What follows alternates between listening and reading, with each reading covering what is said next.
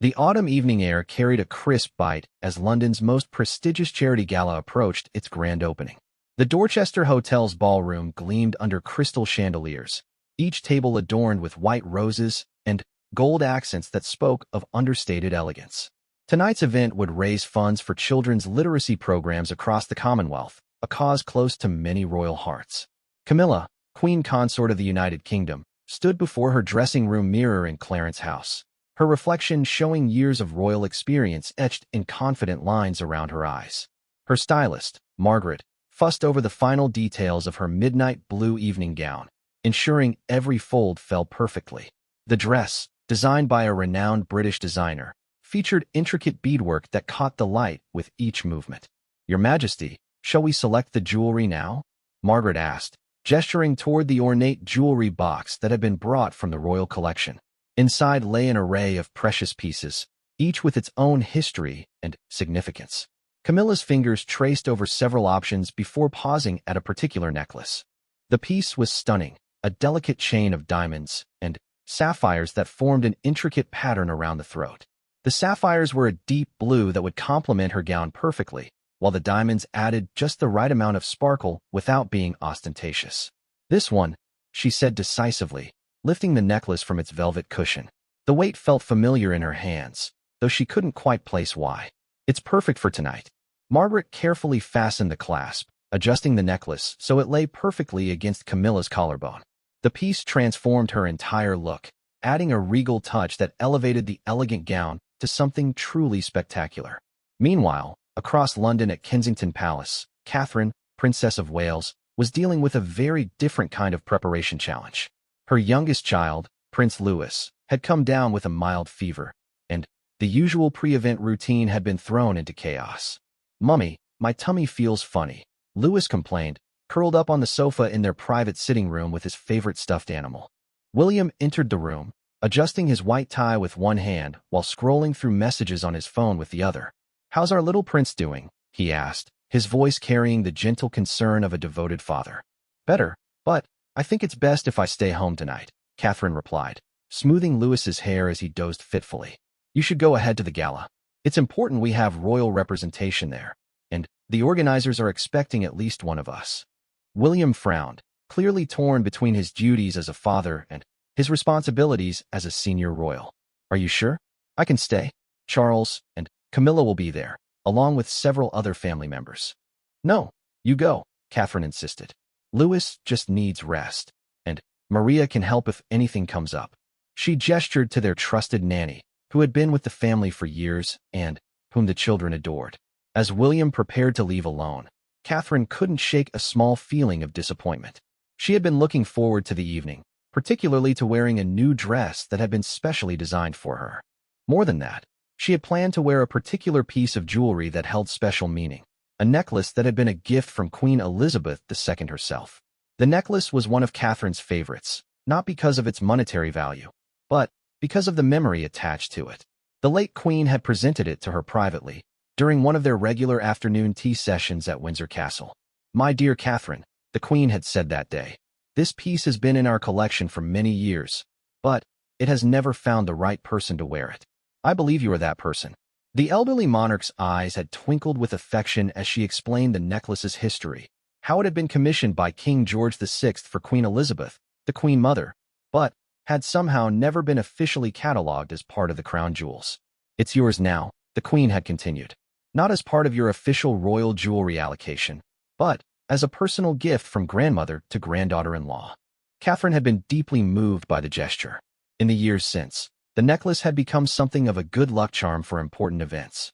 She had worn it to several significant occasions, always feeling connected to the royal family's history and to the memory of the beloved Queen Elizabeth II. Now, as she helped Louis settle more comfortably on the sofa, Catherine felt a pang of regret that the necklace would remain in its box tonight.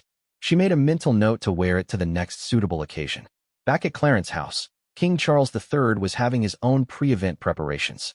His valet, Henderson, who had served the royal family for over 2 decades, assisted with the final touches to his formal evening wear. "The weather forecast suggests a clear evening, Your Majesty," Henderson commented as he helped adjust Charles's medals and decorations. "Perfect for the arrival's photographs." Charles nodded absently, his mind already on the evening ahead. These charity events were an important part of royal duty, but they also served as opportunities to strengthen relationships with key supporters and donors.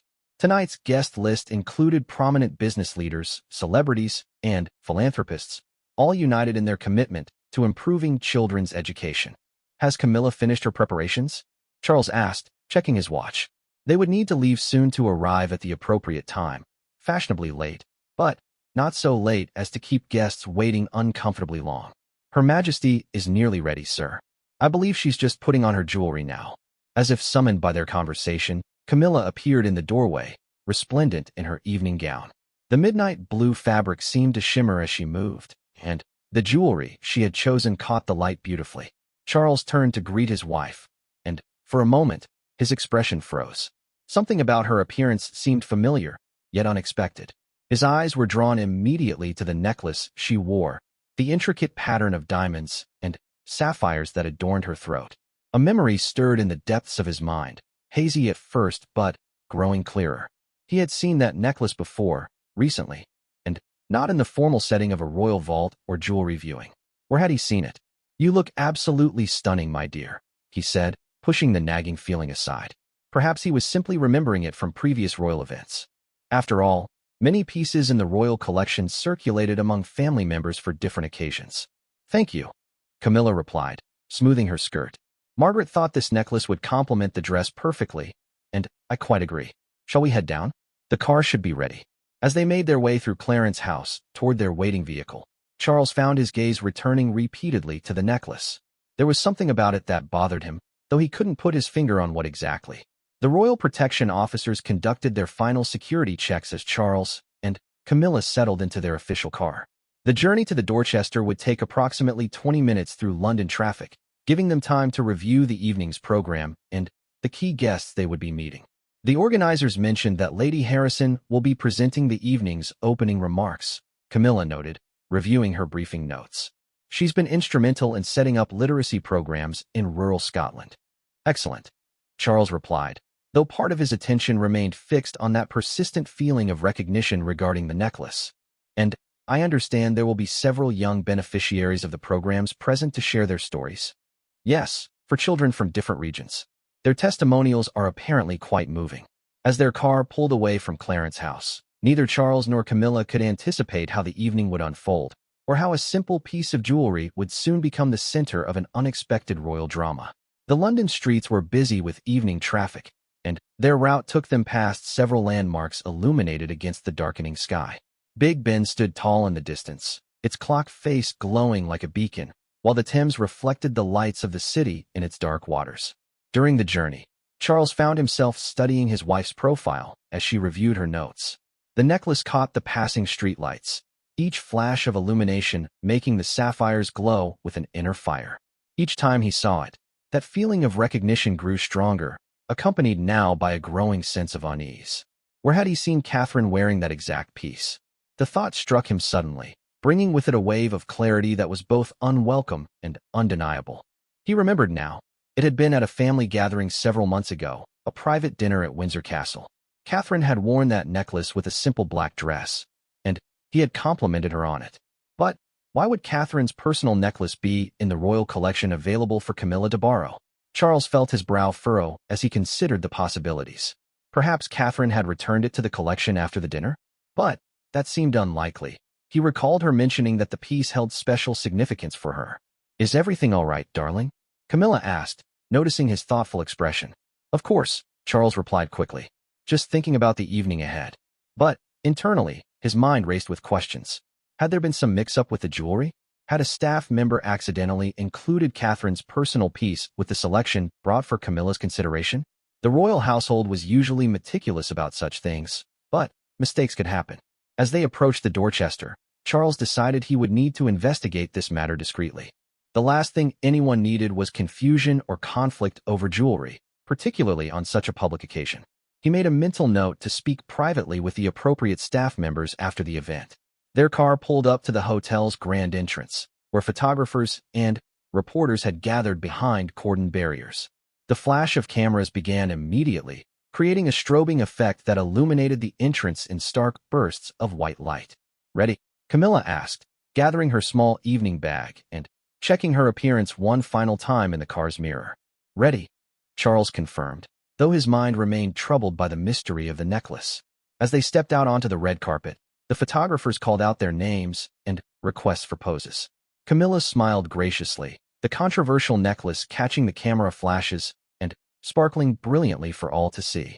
Neither she nor the photographers could know that these images would soon be scrutinized far more closely than anyone anticipated. The hotel's doormen, resplendent in their gold-braided uniforms, bowed respectfully as the royal couple made their way inside. The lobby of the Dorchester buzzed with excited energy as guests caught glimpses of the king and queen consort making their entrance. Tonight was meant to be a celebration of literacy and education, a chance for the royal family to support a worthy cause and connect with their subjects. Instead, it was about to become something far more complicated, all because of a beautiful necklace that was not quite where it was supposed to be. The Dorchester's ballroom hummed with sophisticated conversation as London's elite mingled over champagne and canapés. Crystal glasses clinked in elegant toasts while a string quartet played softly in the corner, their classical melodies providing the perfect backdrop for the evening's festivities. The charity gala was in full swing, with guests dressed in their finest attire, each hoping to catch a glimpse of the royal couple who were the evening's guests of honor. Charles and Camilla moved through the crowd with practiced ease, their years of experience at such events evident in their graceful navigation of conversations and introductions. They paused frequently to speak with donors, beneficiaries, and organizers, each interaction carefully timed and thoughtfully conducted. "Your Majesties," Lady Harrison approached with a warm smile, her own elegant gown trailing behind her as she walked. As the evening's primary organizer, she radiated the confidence of someone who had successfully coordinated countless high-profile events. "Thank you so much for being here tonight. Your presence means everything to our cause." "The pleasure is entirely ours," Charles replied graciously. "The work you're doing with children's literacy is absolutely vital. We're honored to support it." As they spoke, Charles noticed several guests stealing glances at Camilla's necklace. The piece was undeniably striking, catching the ballroom's lighting in a way that made it impossible to ignore. Under the chandeliers, the sapphires seemed to glow with an inner fire, while the diamonds created tiny rainbows as they refracted the light. "That's absolutely stunning jewelry," Lady Harrison commented, her gaze drawn to the necklace. "The sapphires are incredible." "Thank you," Camilla replied, her fingers unconsciously touching the piece. "It's from the royal collection. I thought it would complement tonight's color scheme beautifully."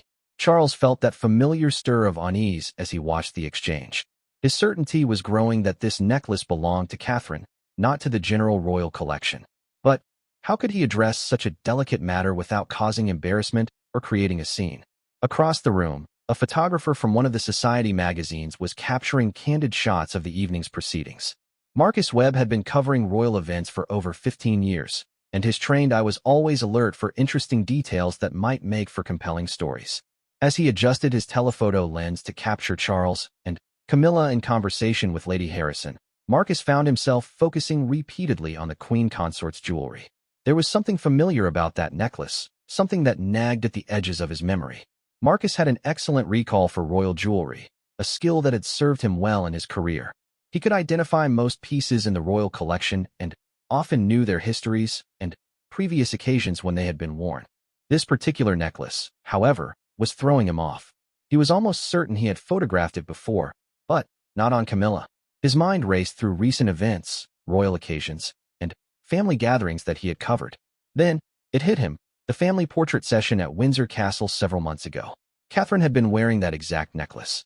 Marcus lowered his camera, his journalistic instincts suddenly alert. If he was right, and that necklace typically belonged to the Princess of Wales, then its appearance tonight on the Queen Consort could be newsworthy. Royal jewelry choices were always scrutinized, and any perceived slight or misunderstanding between family members became fodder for speculation. He made a mental note to review his archives when he returned to his office. If he could find the earlier photographs of Catherine wearing the same piece, he might have the makings of an interesting story. Meanwhile, at a table near the front of the ballroom, Mrs. Eleanor Fitzpatrick, a prominent patron of children's charities and longtime royal watcher, was having a similar realization.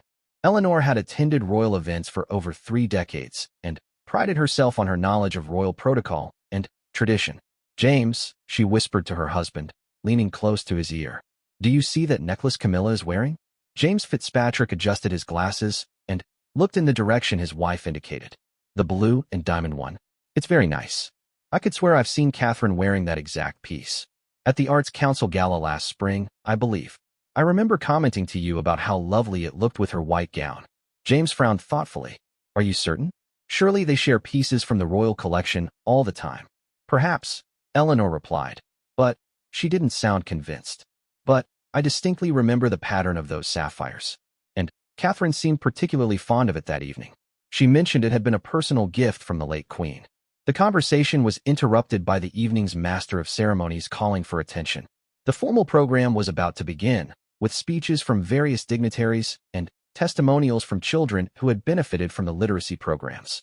Charles and Camilla took their seats at the head table, positioned so that they had a clear view of the stage while remaining visible to the other guests. The necklace continued to catch the light as Camilla moved, creating a constant sparkle that drew the eye. As Lady Harrison began her opening remarks, Charles found his attention drifting from the speech to his growing concern about the jewelry situation. He thought back to recent family interactions, trying to remember if Catherine had mentioned anything about lending pieces to the royal collection or if there had been any discussion about sharing jewelry among the family members. Royal protocol around jewelry was complex, but generally well understood. Pieces from the official crown jewels were kept separately and used only for the most formal state occasions. The general royal collection contained items that could be borrowed by senior family members for appropriate events. Then, there were personal pieces, gifts, inheritance items, or purchases made by individual royals that remained their private property. Charles was increasingly certain that Catherine's necklace fell into this last category. He remembered now that she had mentioned it being a personal gift from his mother, which would make it distinctly hers rather than part of any shared collection. On stage, a young girl named Sophie was sharing her story about how the literacy program had helped her overcome reading difficulties.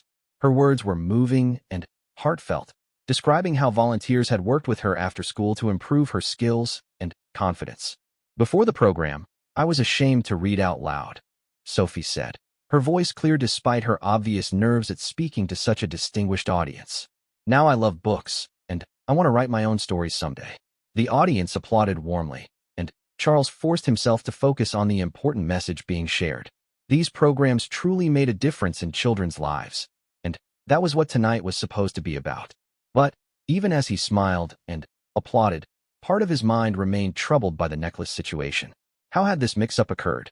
And, more importantly, how could it be resolved without creating awkwardness or misunderstanding? During a brief intermission between speakers, several guests approached the royal table to offer their thanks for the evening's attendance and support. Among them was David Richardson, a prominent businessman who had been a major donor to children's charities for many years. Your Majesties, thank you for highlighting this important cause, David said with genuine warmth. My company has seen firsthand how literacy programs transform communities. We're delighted to support the work, Camilla replied. Education is the foundation of so many opportunities. As David moved away, he was replaced by Margaret Thornton, the director of one of the literacy centers. Margaret was clearly nervous about meeting the royals, but managed to express her gratitude eloquently. The difference your support makes cannot be overstated, she told them. We have children who went from being unable to read simple sentences to devouring entire novels within months. That's wonderful to hear, Charles responded. Please give our regards to your staff and volunteers. Their dedication is truly admirable. Throughout these interactions, Charles noticed how the necklace continued to draw attention. Several guests complimented Camilla on her jewelry, and he could see photographers discreetly capturing images of the piece from various angles. With each compliment and each photograph, Charles felt his anxiety growing. If this necklace truly belonged to Catherine, then its public appearance tonight would inevitably lead to questions and speculation. Royal watchers and jewelry experts would analyze every detail, and any discrepancy would be noted and discussed extensively in the press. The program resumed with a presentation about the global impact of literacy initiatives. Statistics were shared about reading levels, educational outcomes, and the correlation between literacy and economic opportunity. The information was sobering, but also inspiring, demonstrating the real-world impact of the evening's fundraising efforts. As the presentation concluded, Charles made a decision. During the next break in programming, he would discreetly arrange to have someone investigate the necklace situation. Perhaps there was a simple explanation. Maybe Catherine had indeed lent the piece to the royal collection and he had simply forgotten or missed the communication. The evening's penultimate speaker was Dr. Amanda Foster, an educational researcher who had studied the long-term effects of early literacy intervention. Her presentation was academic but accessible, filled with compelling case studies and research findings. The children we help today become the leaders, innovators, and problem solvers of tomorrow, Dr. Foster concluded. Every pound invested in literacy education yields dividends far beyond what we can measure in immediate test scores. The audience responded with enthusiastic applause, clearly moved by the evidence of their philanthropy's impact. Charles found himself genuinely engaged with the content, temporarily forgetting his concerns about the necklace as he considered the broader implications of educational support. As Dr. Foster left the stage, the Master of Ceremonies announced that the evening's final speaker would be His Majesty King Charles III. This had been planned in advance, giving Charles an opportunity to offer the royal family's formal endorsement of the literacy initiatives. Charles rose from his seat and made his way to the podium, his years of public speaking experience evident in his confident bearing. As he adjusted the microphone and looked out at the assembled guests, he could see the expectant faces of donors, volunteers, and beneficiaries all waiting to hear his words. "Ladies and gentlemen," he began, his voice carrying clearly through the ballroom's excellent acoustics. "Tonight we celebrate not just the generosity of spirit that brings us together, but the transformative power of education itself." As Charles spoke about the importance of literacy and the royal family's commitment to supporting educational initiatives, Camilla watched proudly from her seat at the head table. The necklace continued to sparkle under the stage lights, creating a beautiful visual complement to the elegant setting. In the audience, photographer Marcus Webb had positioned himself to capture both Charles at the podium and Camilla's reaction from her seat. As he focused his lens on the queen consort, he made a final mental note about the necklace. He was now absolutely certain he had seen it on Catherine before, and he planned to investigate thoroughly once the evening concluded. Eleanor Fitzpatrick, meanwhile, was whispering quietly to her husband about her growing certainty regarding the necklace's usual wearer. "I'm positive it was Catherine's at that spring gala," she murmured. "She even mentioned that it had special meaning for her."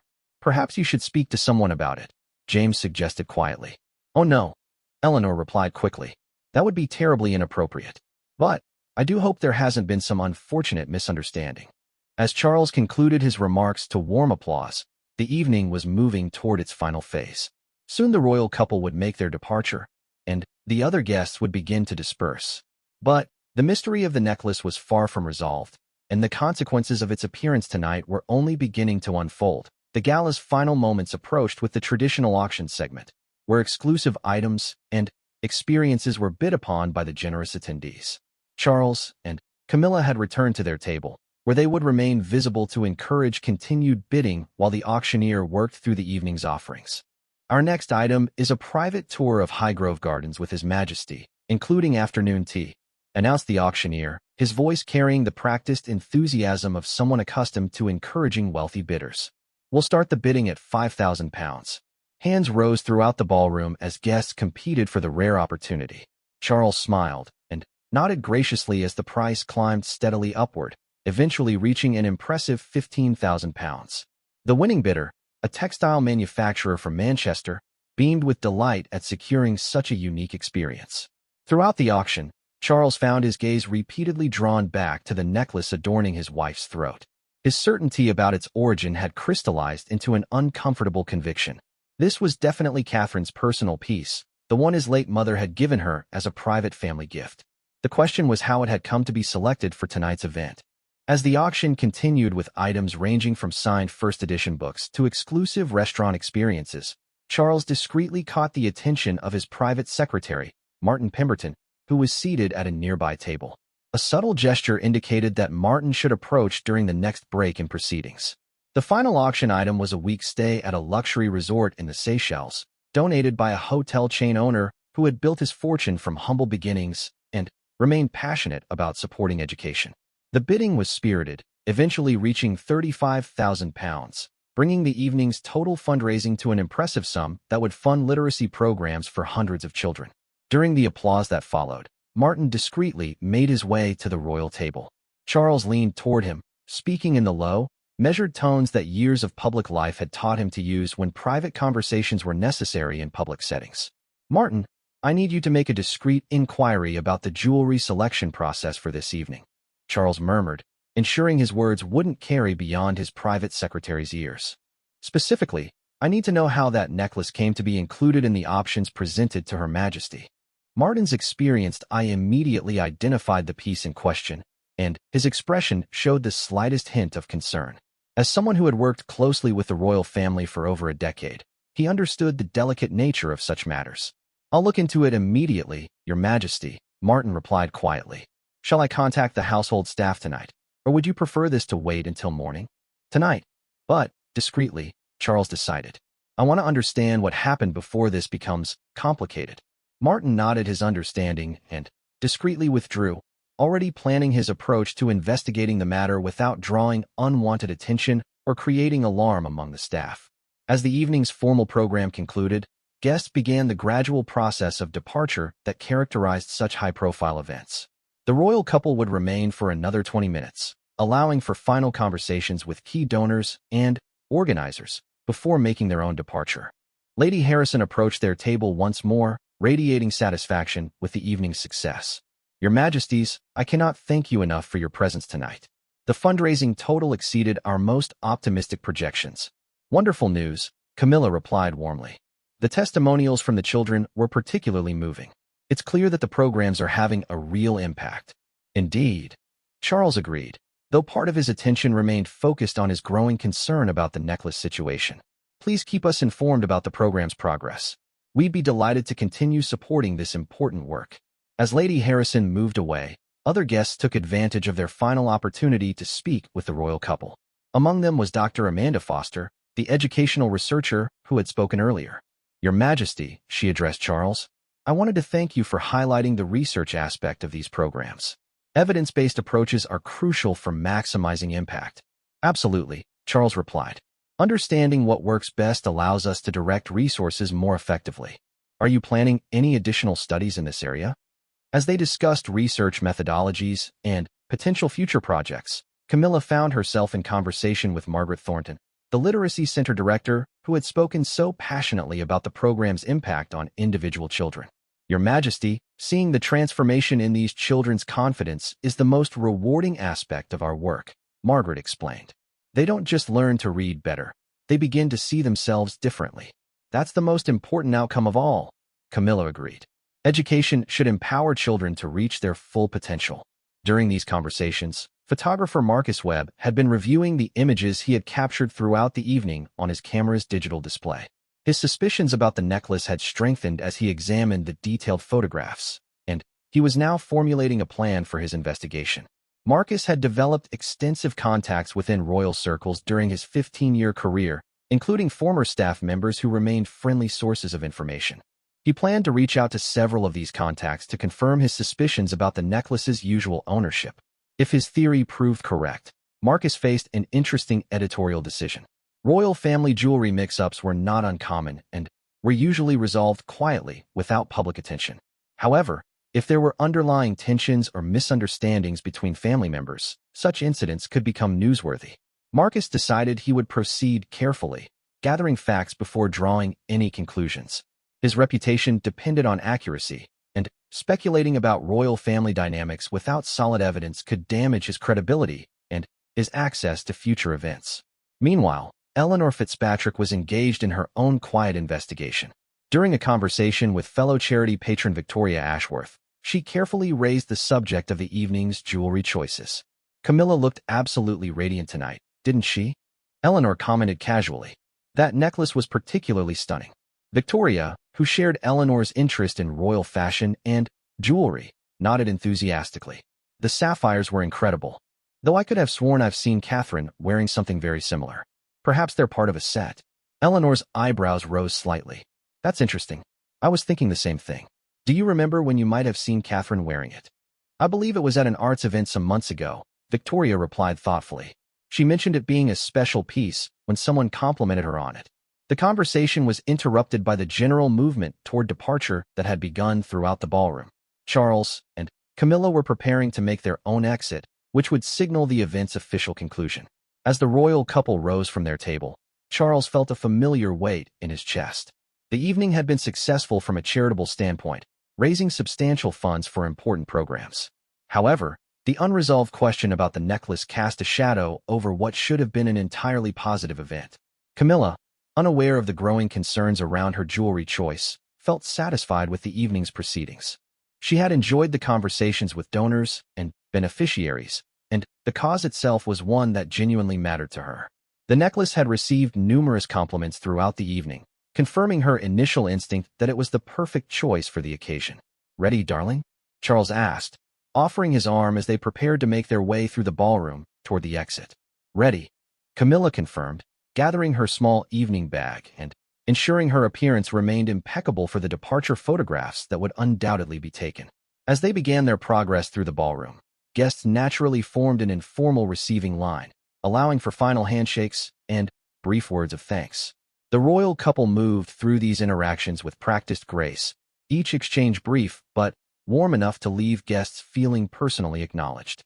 Near the ballroom's exit, they encountered David Richardson once more, this time accompanied by his wife Jennifer, who had been delayed earlier in the evening by a work commitment. "Your Majesties, may I present my wife, Jennifer," David said. "She's a great supporter of educational charities herself." Jennifer curtsied elegantly, her years of attending such events evident in her polished manner. "It's an honor to meet you both. Thank you for your support of these vital programs." "The pleasure is ours," Charles replied graciously. "David mentioned your own involvement in educational initiatives." As Jennifer began to describe her work with adult literacy programs, Charles noticed her gaze being drawn repeatedly to Camilla's necklace. There was something in her expression that suggested recognition, though she was far too polite to comment directly. The conversation concluded with mutual expressions of gratitude and hopes for continued collaboration on educational projects. As the royal couple moved toward the final exit, Charles caught Jennifer Richardson exchanging a meaningful glance with Eleanor Fitzpatrick, who was standing nearby. Outside the Dorchester, their official car waited under the protective watch of royal protection officers. The photographers who had captured their arrival several hours earlier had returned for departure shots, their cameras ready to document the conclusion of another successful royal engagement. As Charles and Camilla emerged from the hotel, camera flashes illuminated the evening air once again. The necklace sparkled brilliantly under the artificial lighting, creating images that would be analyzed and discussed by royal watchers around the world within hours. "Thank you for a wonderful evening," Camilla said to the hotel staff who had ensured every detail of their visit proceeded smoothly. "Thank you for honoring us with your presence," the general manager replied, bowing respectfully as the royal couple approached their vehicle. As they settled into the car for their journey back to Clarence House, Charles felt a mixture of satisfaction and concern. The evening had accomplished its primary purpose, raising significant funds for important educational programs. However, the mystery surrounding the necklace remained unresolved, and he suspected the consequences were only beginning to unfold. "That went very well," Camilla commented as their car pulled away from the hotel. The testimonials from the children were particularly touching, and the fundraising totals were impressive. "Indeed," Charles agreed, though his mind remained partly focused on the investigation he had set in motion. Lady Harrison should be very pleased with the outcome. During the drive back to Clarence House, Charles found himself hoping that Martin's inquiries would reveal a simple explanation for the necklace's presence in tonight's jewelry selection. Perhaps there had been a miscommunication, or maybe Catherine had indeed made the piece available to the royal collection without his knowledge. However, a growing part of him feared that the situation was more complicated than a simple administrative mix-up. Royal household staff were typically meticulous about such matters, making accidental confusion unlikely. If the necklace truly belonged to Catherine personally, its appearance tonight would require careful handling to avoid misunderstanding or offense. As their car navigated the London streets toward home, neither Charles nor Camilla could anticipate how quickly and dramatically the evening's consequences would begin to unfold. Within hours, photographs from the gala would be circulating online, and eagle-eyed royal watchers would begin their own investigations into the jewelry choices of the evening. The necklace that had seemed like such a perfect selection just hours earlier was about to become the center of a royal controversy that would test family relationships and challenge the careful protocols that governed royal life. The following morning arrived with the gentle sounds of London awakening outside the windows of Clarence House. Charles woke earlier than usual, his sleep having been restless and interrupted by concerns about the previous evening's jewelry situation. The autumn sunlight filtered through the heavy curtains of the royal bedroom, casting long shadows across the elegantly appointed space. Camilla was still sleeping peacefully beside him, unaware of the storm that was beginning to brew in the digital realm. While she dreamed, the internet had already begun its relentless analysis of the charity gala photographs that had been posted overnight by various news outlets and social media accounts. Charles quietly slipped out of bed, careful not to disturb his wife, and made his way to his private study. Henderson, his valet, had already prepared his morning tea and placed the day's newspapers on his desk, as was their long-established routine. Charles settled into his favorite chair and began his daily review of the press coverage. The charity gala had received positive coverage across multiple publications. The fundraising success was prominently featured, with several newspapers highlighting the impressive total raised for children's literacy programs. Photographs from the evening showed Charles and Camilla looking elegant and engaged, clearly enjoying their interactions with donors and beneficiaries. However, as Charles scrolled through the online versions of these articles, he noticed something that made his heart sink. In the comments sections and on royal watching social media accounts, questions were already being raised about Camilla's jewelry choices for the evening. A user named @RoyalJewelExpert had posted a side-by-side comparison showing Camilla wearing the sapphire and diamond necklace at last night's gala alongside an older photograph of Catherine wearing what appeared to be the identical piece at a different event. The post had already accumulated dozens of likes and comments, with users debating whether the pieces were the same or similar items from the royal collection. Interesting choice for the Queen Consort, one comment read. Wasn't this Catherine's signature piece? Another user had responded. Maybe they shared jewelry now? Though I thought some pieces were personal gifts. Charles felt his stomach tighten as he read through the increasingly speculative comments. The situation he had feared was beginning to materialize, with public attention focusing on a potential source of family tension. His phone buzzed with a text message from Martin Pemberton. Good morning, Your Majesty. I have information regarding last night's inquiry. May I call you at your earliest convenience? Charles immediately dialed Martin's number, eager to understand how the situation had developed and what options existed for addressing it. Good morning, sir. Martin's voice carried the careful neutrality that Charles had learned to interpret over years of working together. I've spoken with the jewelry coordinator and the senior dresser.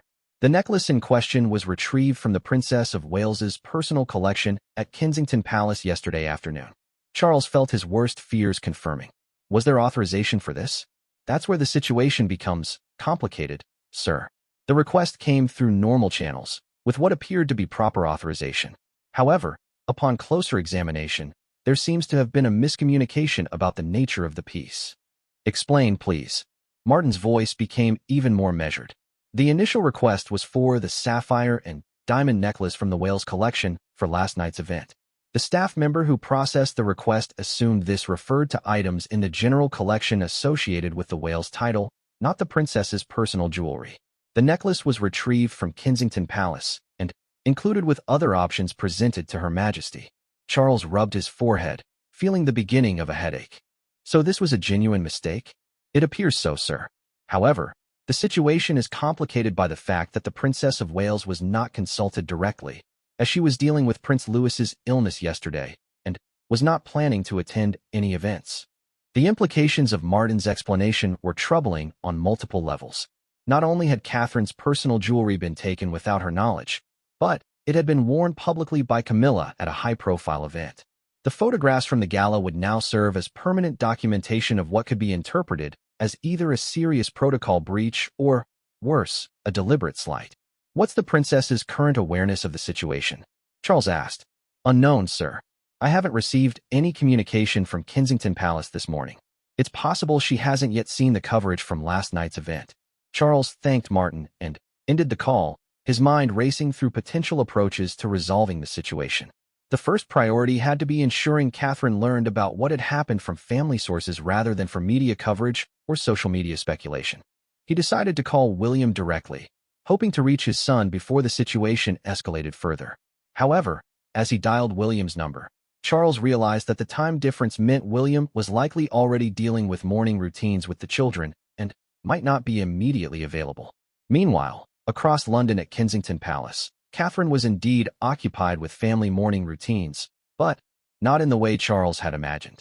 Prince Louis had recovered substantially overnight, his fever having broken in the early hours, and he was now demanding breakfast and attention with the boundless energy that only healthy children possess. "Mummy, can we go to the park today?" Louis asked, bouncing on his bed while Catherine helped him select clothes for the day. "I feel much better now. We'll see how you're feeling after breakfast," Catherine replied, though she was clearly relieved by his improved condition. "You need to eat something healthy first." William entered the room carrying a cup of tea for his wife, a small domestic gesture that had become routine over their years of marriage. "How's our patient this morning?" "Much better, thankfully," Catherine said, accepting the tea gratefully. "I think we caught whatever it was early." "Excellent. That means you might be able to attend the museum opening this afternoon if you're feeling up to it." Catherine nodded, then paused with a thoughtful expression. "I was thinking about last night's gala. How did everything go? I saw some initial coverage online, but I haven't had time to read the details." William's phone began ringing before he could respond. Seeing his father's name on the display, he answered with mild curiosity about the early morning call. "Good morning, Papa. How did last night go?" Charles's voice carried an unusual tension that immediately caught William's attention. "William, I need to speak with you and Catherine about something that occurred yesterday evening. It's somewhat delicate." "Of course. Is everything all right?" "There's been a mix-up with jewelry that I'd prefer to explain in person rather than over the phone. Could you and Catherine come by Clarence's house this morning?" William glanced at Catherine, who was listening to his side of the conversation with growing concern. "We can be there within the hour. The children are settled, and Louis is feeling much better." "Excellent. I'll see you both soon." As William ended the call, Catherine felt a familiar knot forming in her stomach. Royal life was filled with protocols and potential misunderstandings, but Charles's tone suggested this was something more significant than a minor administrative issue. "What do you think it's about?" she asked William as they began preparing for their unexpected visit to Clarence's house. "I'm not sure, but Papa seemed genuinely concerned. It must be something that happened at last night's event." Catherine nodded, though privately she was beginning to worry about what kind of jewelry mix-up could warrant an urgent morning meeting. Her mind briefly flashed to her own jewelry collection, mentally cataloging the pieces and trying to remember if anything had seemed out of place recently. Back at Clarence's house, Charles was having his own difficult conversation with Camilla, who had finally awakened and was preparing for what she had expected to be a quiet morning after the previous evening's successful event. "Darling, there's something I need to discuss with you about last night," Charles began carefully as Camilla sat at her dressing table, beginning her morning routine. "Of course. Did something go wrong?" "I thought everything went beautifully." Charles explained the situation as gently as possible, watching Camilla's expression change from confusion to dismay as she understood the implications of what had happened. "Oh my goodness," she said, setting down her hairbrush with a trembling hand. "I had no idea. The piece was presented with the other options, and I simply chose what I thought would look best with the gown." "I know, my dear. This appears to be a staff error rather than anything intentional. However, we need to address it properly with William and Catherine." Camilla felt a wave of embarrassment and concern wash over her.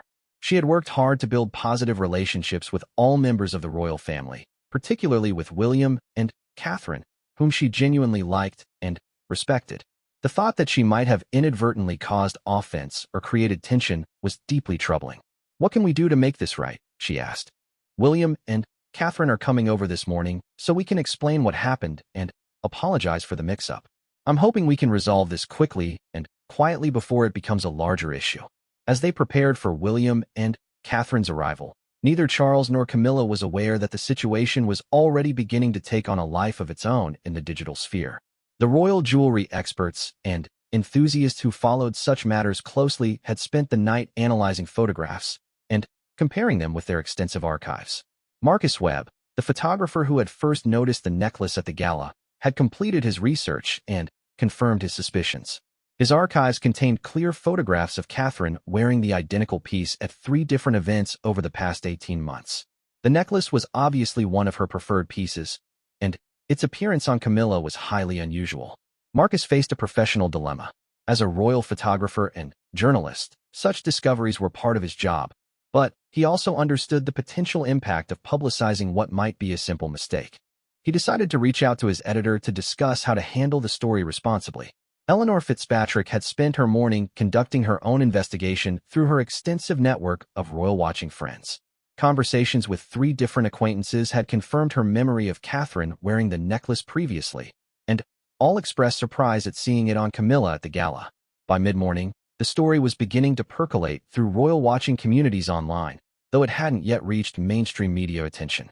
However, experienced royal correspondents were beginning to take notice, and several had started making inquiries with their palace sources. As William and Catherine's car approached Clarence's house, both were trying to prepare themselves for whatever explanation awaited them. Catherine had spent the journey thinking about her jewelry collection and had realized that she hadn't seen her favorite sapphire necklace in several days. "William," she said as their car turned into the Clarence house gates, "I think I know what this might be about. I can't remember the last time I saw my blue necklace, the one your grandmother gave me. The sapphire and diamond one." William felt a sinking sensation as he understood the potential implications. If that necklace had somehow been taken and worn by Camilla without Catherine's knowledge or permission, it could create exactly the kind of family tension that the palace worked so hard to avoid. "Let's hear what Papa has to say before we assume anything," William said diplomatically, though privately he was beginning to prepare for a potentially awkward conversation. As their car pulled up to Clarence house's entrance, neither William nor Catherine could anticipate how this morning's meeting would test the family relationships that had been carefully built and maintained over years of shared royal duties and personal interactions. The necklace that had seemed so beautiful at last night's gala was about to become a symbol of the complex dynamics and delicate protocols that governed royal family life, where even the smallest misunderstanding could have far-reaching consequences. The morning sun cast long shadows across the elegant sitting room at Clarence's house as Charles and Camilla awaited the arrival of William and Catherine. The atmosphere was heavy with unspoken tension, both understanding that the next few minutes would be crucial in determining whether the previous evening's mistake could be resolved amicably or would develop into a more serious family rift. Henderson announced the arrival of the Prince and Princess of Wales with his usual formal precision, though even he seemed to sense the gravity of the situation. William and Catherine entered the room with polite smiles, but their body language suggested they were prepared for difficult news. "Papa, Camilla," William said, leaning forward to kiss his stepmother's cheek before embracing his father. Catherine followed with her own warm greetings, though both she and Camilla seemed slightly more reserved than usual. "Thank you both for coming so promptly," Charles began, gesturing for them to take seats in the comfortable chairs arranged around the ornate coffee table. "I'm afraid we have a somewhat awkward situation to discuss." Catherine felt her stomach tighten, her suspicions about her missing necklace growing stronger with each passing moment. She maintained her composed exterior, but privately she was preparing herself for confirmation of what she increasingly suspected had occurred. Charles took a deep breath and explained the situation with characteristic directness. He described the staff error that had led to Catherine's personal necklace being included among the jewelry options presented to Camilla, the innocent selection process that had followed, and the growing online speculation that had begun to emerge about the piece's ownership. "I am absolutely mortified," Camilla interjected before Charles could finish his explanation. "Catherine, I want you to know that I had no idea the necklace was yours personally. If I had known, I would never have chosen it. The staff presented it as part of the available collection, and I simply selected what I thought would complement my gown." Catherine's response was measured and gracious, though her inner feelings were more complex than her outward demeanor suggested. "Of course, Camilla. I understand completely that this was an error. These things happen in large households with complicated protocols." However, even as Catherine spoke diplomatically, she felt a deep sadness about the situation. The necklace wasn't just any piece of jewelry to her. It represented one of her most treasured memories of Queen Elizabeth II and had become something of a good luck charm for important occasions. Seeing it worn publicly by someone else, even innocently, felt like a violation of something deeply personal. William observed his wife's carefully controlled reaction and recognized the signs of her internal struggle. He knew how much that particular necklace meant to her, both sentimentally and as a symbol of her acceptance into the royal family by his beloved grandmother. The important thing now is how we move forward, William said diplomatically. Papa, what's being done to ensure this kind of mix-up doesn't happen again? Charles explained the investigation Martin had conducted and the procedural changes that were being implemented to prevent similar confusion in the future. The conversation was professional and solution-focused, but underneath the polite exchanges, emotions were running high. There's another aspect we need to consider, Charles continued reluctantly. The media and social media have begun to take notice of the jewelry choice. There's speculation online about whether the pieces are the same, and some royal correspondents have started making inquiries. Catherine felt a flash of anger at this news, though she quickly suppressed it. The idea that her personal situation was becoming fodder for public speculation and media analysis was deeply unpleasant.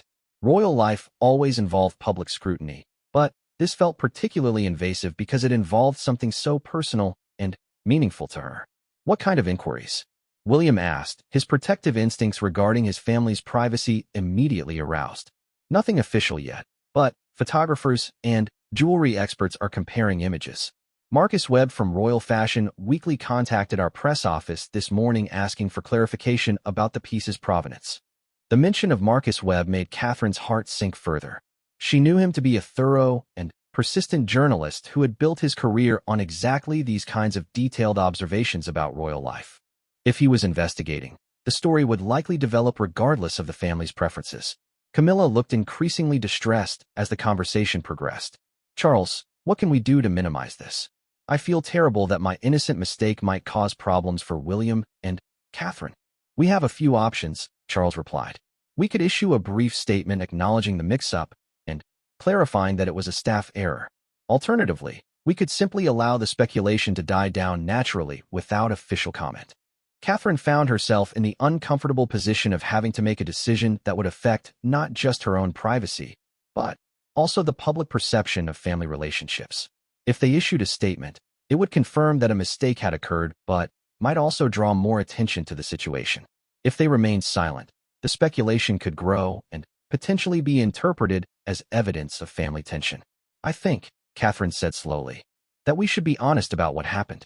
A brief, factual statement acknowledging the mix-up would be better than allowing speculation to flourish. William nodded his agreement, though he also suggested involving their communications teams to ensure any statement was carefully worded to minimize rather than amplify the story. As they continued to discuss practical approaches to managing the situation, the emotional undercurrents of the conversation became increasingly apparent. Camilla's genuine distress about causing unintentional offense was evident, as was Catherine's struggle to process her feelings about the incident. Catherine, Camilla said during a pause in the strategic discussion, I want you to know that I understand if you're upset about this. I would be devastated if someone wore one of my personal pieces without my knowledge, even accidentally. Catherine appreciated Camilla's acknowledgement of her feelings, and it helped somewhat to hear that her emotional response was understood and validated. Thank you for saying that. You're right that it's difficult, but I also understand that you're as much a victim of this mistake as I am. The conversation was interrupted by Henderson announcing that Martin Pemberton had arrived with what he described as urgent developments regarding this morning's matter. Martin entered the room with the slightly harried expression of someone who had been managing multiple communications simultaneously. He carried his tablet and appeared to have been monitoring various media channels throughout the morning. I'm afraid the story is beginning to gain momentum more quickly than we anticipated, Martin reported. 3 royal correspondents have now contacted our office asking for comment, and the social media speculation has been picked up by several online royal watching blogs. He showed them his tablet screen, which displayed a popular royal blog post titled, Mystery of the Migrating Necklace, When Royal Jewelry Changes Hands. The post featured side-by-side photographs of both Camilla and Catherine wearing the piece, along with speculation about the significance of the apparent transfer. Catherine felt sick as she read the post's suggestions about potential family tensions and symbolic meanings behind jewelry choices. The author had clearly done research into the necklace's history and had correctly identified it as one of Catherine's frequently worn pieces. This is exactly what we hoped to avoid, Williams said grimly. Once these stories gain traction online, they develop their own momentum regardless of the actual facts. Charles made the decision to move quickly with damage control. Martin, please coordinate with William and Catherine's communications team to prepare a brief statement for release this afternoon.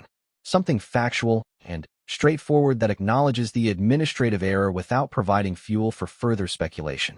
As Martin left to begin working on the statement, the family members found themselves alone again with the awkward reality of their situation. The mistake had been innocent, the apologies had been sincere, and the practical steps were being taken to address it. However, the emotional impact of the incident couldn't be resolved as easily as the administrative aspects. Catherine excused herself to use the bathroom, needing a few minutes alone to process her feelings. Standing in the elegant powder room off the main sitting area, she looked at herself in the ornate mirror and allowed her composed facade to slip momentarily. She felt violated by the incident, not because of any malicious intent by Camilla, but because something precious and personal to her had been taken and displayed publicly without her knowledge or consent. The necklace represented her relationship with Queen Elizabeth II, her acceptance into the royal family, and her own developing sense of royal identity. Seeing it worn by someone else felt like a form of identity theft. When Catherine returned to the sitting room, she found that the conversation had shifted to practical matters about jewelry management and storage protocols. While these discussions were necessary, they felt somewhat beside the point to her emotional experience of the situation. "Catherine," Charles said as she rejoined them, "I want to assure you personally that we will review all household procedures to ensure nothing like this happens again. Your personal items should be clearly designated and protected from any confusion." "I appreciate that, Papa," Catherine replied, using the familiar term that had developed naturally over years of family relationship. "I think better communication protocols would benefit everyone." The remainder of their meeting focused on coordinating the public response to the growing media attention. By afternoon, a brief statement would be released acknowledging the administrative error and clarifying that the Queen Consort had unknowingly worn a piece from the Princess of Wales's personal collection due to a staff miscommunication. As William and Catherine prepared to leave Clarence's house, both Camilla and Charles expressed their regret about the situation once more. The relationships between them remained warm and respectful, but there was an unmistakable sense that something had shifted. Trust hadn't been broken, but it had been tested in a way that would require time and care to fully heal. "I hope this won't affect our family relationships," Camilla said as she hugged Catherine goodbye. "Of course not," Catherine replied, and she meant it. However, privately she knew that she would be more cautious about her personal belongings and more vigilant about protecting items that held special significance for her. The drive back to Kensington Palace was quiet, with both William and Catherine lost in their own thoughts about the morning's revelations and discussions.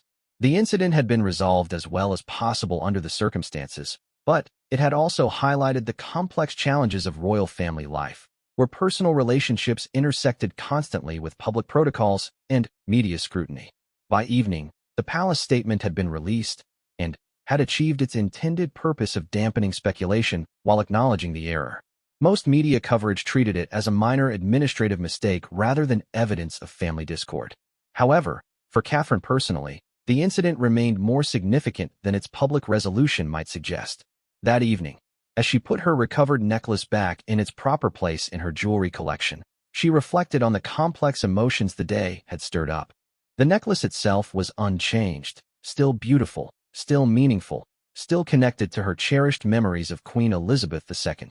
But Catherine's relationship with it had been altered by its brief journey into someone else's possession and public display. It would take time for the piece to feel entirely hers again. As she prepared for bed that night, Catherine thought about the delicate nature of royal family relationships and the constant vigilance required to protect both personal boundaries and family harmony.